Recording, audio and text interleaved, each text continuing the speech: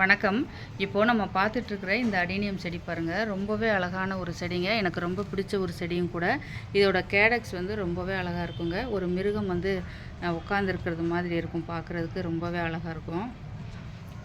இது வந்து ஒரு சிங்கிள் பெட்டல் தாங்க, கொஞ்சம் வித்தியாசமான சிங்கிள் பெட்டல் தான். இருந்தாலுமே நான் அதில் 3 கிளையிலுமே நான் வந்து அடுக்கு வந்து கிராஃப்டிங் பண்ணியிருந்தேன், அடுக்கு புகழ் கிராஃப்டிங் பண்ணியிருந்தேன். ஆனால் ஒன்று வந்து சரியாக வரலங்க, 2 சக்ஸஸ் ஆகியிருக்குது. இது வந்து நல்லா நமக்கு மொத்தமாக பூக்கள் பூத்ததும் நான் உங்களோட ஷேர் பண்ணலான்ட்டு இருந்தேன். ஆனால் அதுக்கு முன்னாடி பாருங்கள், இந்த வேர்கள் வந்து ஒரு மாதிரி சுருங்க ஆரம்பிச்சிருக்குது பாருங்கள். பார்த்தாலே தெரியும், நல்ல சுருக்கமாக இருக்குது. நான் இதை அமுக்கி காமிக்கிறேன் பாருங்கள், நல்ல குளகுளப்பாக இருக்குது பாருங்கள். இது வந்து நான் நேற்று நைட்டு தாங்க கவனித்தேன். சரி, காலையில் நம்ம வந்து அப்ரூவ் பண்ணி பார்க்கலான்ட்டு விட்டுட்டேன். ஏன்னா இது இந்த சுருக்கம் வந்து அடேனியம் செடிகளில் வர்றது ஒன்று வந்து தண்ணி பற்றாக்குறையாக இருக்கணும். அப்படி இருக்கும்போது வந்து நம்ம அமுக்கி பார்த்தோன்னா ஒரு மாதிரி ஸ்பாஞ்ச் மாதிரி இருக்குங்க. ஆனால் வந்து இப்போ நம்ம அமுக்குனப்போ வந்து கொஞ்சம் குளகுளப்பாக இருக்குது பாருங்கள். இது மாதிரி இருந்தால் தண்ணி வந்து அதிகமாகி அழுகல் மாதிரி வந்திருக்கலாம்னு நினைக்கிறேன். நம்ம இதை அடியில் அப்ரூவ் பண்ணி பார்த்தா தான் தெரியும். இது நம்ம அப்ரூவ் பண்ணி எடுத்ததுக்கப்புறம் அழுகல் இருக்கிற அளவுக்கு நம்ம வேர்கள் அறுக்கிற மாதிரி வருங்க. எனக்கு அது இந்த வடிவம் வந்து போயிருமேன்னு கொஞ்சம் கஷ்டமாக இருக்குது. ஆனால் செடியை நம்ம காப்பாற்றோன்னா நம்ம அதை செஞ்சு தான் ஆகணும். இதை நான் வந்து உங்களுக்கு அப்ரூவ் பண்ணிவிட்டு காமிக்கிறேன் பாருங்கள். இந்த செடி கூட எனக்கு ரொம்ப பிடிச்ச ஒரு செடி தாங்க, அழுகிடுச்சு பாருங்கள். எவ்வளோ ஒரு அழகான ஒரு ஷேப்புள்ள செடி. இது வந்து நான் வந்து ஒரு தொட்டியில் வந்து இந்த மாதிரி சாய்வாக தொங்குற மாதிரி, அதாவது தொட்டியிலேருந்து கீழே குதிக்கிற மாதிரி நான் வந்து வச்சுருந்தேங்க. அந்த செடி தான் இது. இதுவுமே வந்து ஃபுல்லாகவே அழுகிடுச்சு. கிளை கூட நமக்கு வந்து மிச்சம் இல்லை. மழை காலத்தில் தான் நமக்கு வந்து அடேனியம் செடிகள் அழுகுது அப்படின்னு நினைக்கிறவங்க, வெயில் காலத்தில் கூட இந்த மாதிரி 1-2 நிகழ்வுகள் நடக்க தான் செய்யுது. சரிங்க, இதை நான் அப்ரூவ் பண்ணிட்டு உங்களுக்கு காமிக்கிறேன். இந்த செடி பாருங்கள், நான் அப்ரூவ் பண்ணிட்டேன். இது வந்து நான் இப்போ தாங்க சமீபத்தில் தான், ஒரு 2 மாதத்துக்கு முன்னாடி தான் நான் வந்து அப்ரூவ் பண்ணி இதை நான் வந்து இந்த மாதிரி ஒரு 3 கிளைகளில் கிராஃப்டிங் பண்ணி நான் ரீபார்ட் பண்ணது. அதனால் வந்து இன்னும் வேர்கள் வந்து ரொம்ப ஆழமாக பிடிச்சி கூட போகலைங்க. ரொம்ப மேலாக தான் மண்ணில் இருந்தது. அதுக்குள்ளே வந்து இந்த மாதிரி ஒரு அழுகல் மாதிரி வந்துடுச்சு. நம்ம இதை வந்து மண்ணிலேருந்து நல்லா கழுவிட்டு எடுத்து பார்த்தா தான் நமக்கு எந்த வேர்கள் வந்து அழுகி இருக்குதுங்கிறத பார்த்துட்டு நம்ம க்ளீன் பண்ணி தேவையில்லாத அழுகலை நம்ம அறுத்து எடுக்க முடியும். நான் கழுவிட்டு உங்களுக்கு காமிக்கிறேன் பாருங்கள். நான் கழுவிட்டு எடுத்துகிட்டு வந்திருக்கிறேன். இந்த அடி வேர்களை நான் உங்களுக்கு காமிக்கிறேன் பாருங்கள். எங்கெங்கே வந்து அழுகல் இருக்குதுன்னு சொல்லிட்டு, அந்த ஒரு பக்கம் வேர் மட்டும் இல்லைங்க, இந்த பக்கம் வேர் கூட அழுகி இருக்குது பாருங்கள். இதில் இந்த வேர் தெரியுது பாருங்கள். இந்த வேர் பாருங்கள், நல்லா அழுகி இருக்குது. இது நம்ம வந்து இன்னுமே ஒரு நல்ல ஒரு புது பிளேடு வச்சுட்டு நல்லா அழுகின பாகங்களை அறுத்து எடுக்கணும்.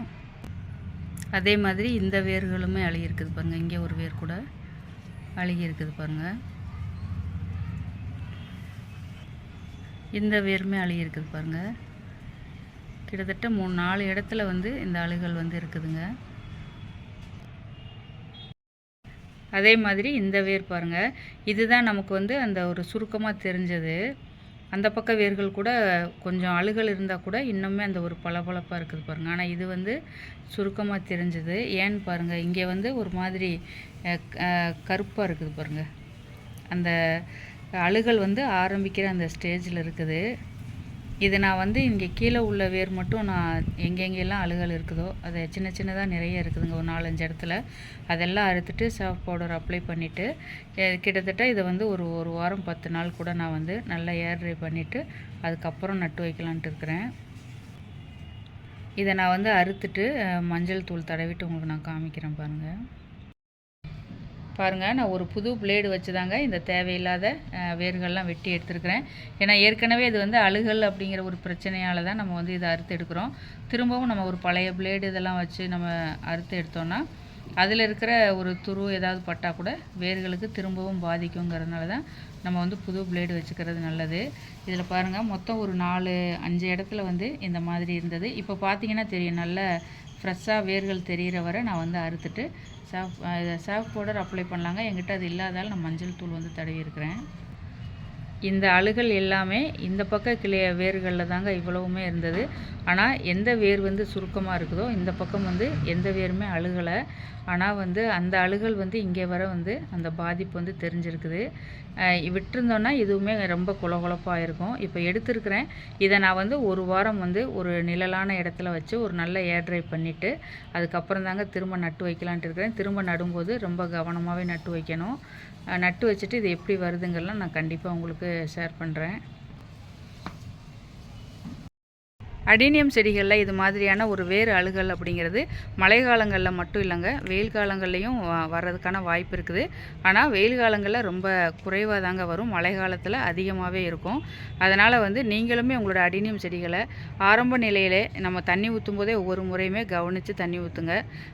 ஏதாவது இந்த மாதிரியான ஒரு தோல் சுருக்கமோ ஏதோ தெரிஞ்சால் கண்டிப்பாக அதை வேறு அப்லோட் பண்ணி பாருங்கள். நம்ம ஆரம்ப நிலையிலே நம்ம இது மாதிரி கவனிச்சிட்டோன்னா செடி வந்து முழுசாக நமக்கு வந்து அழுகி போகிறத நம்ம வந்து தவிர்க்கலாம். இன்றைக்கி வீடியோ எப்படி இருந்துன்னு சொல்லி மறக்காமல் கமெண்ட்ஸில் உங்களோட கருத்துக்களை பதிவு பண்ணுங்கள். இதுவரை வீடியோ பார்த்ததுக்கு ரொம்ப நன்றிங்க.